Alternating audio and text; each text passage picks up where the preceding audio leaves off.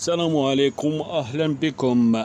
يواجه المنتخب المغربي بعد قليل منتخب الولايات المتحدة الأمريكية في دور ربع أولمبياد باريس 2024. المباراة منقولة على القناة الرياضية المغربية المفتوحة وقنوات بين سبور واحد.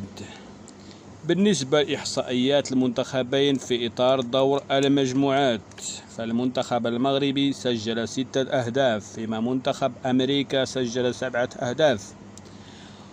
من الأهداف المستقبلة فالمغرب استقبلت 3 أهداف، أما أمريكا استقبلت 4 أهداف.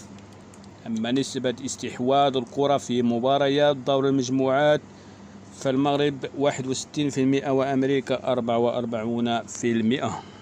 السلام عليكم، أهلا بكم.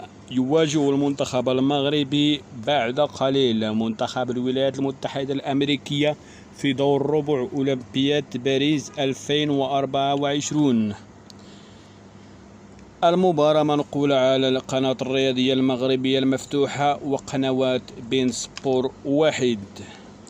بالنسبة لإحصائيات المنتخبين في إطار دور المجموعات، فالمنتخب المغربي سجل 6 أهداف، فيما منتخب أمريكا سجل 7 أهداف.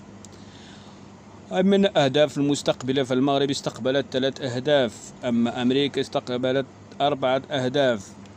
أما نسبة استحواذ الكرة في مباريات دور المجموعات فالمغرب 61% وأمريكا 44%.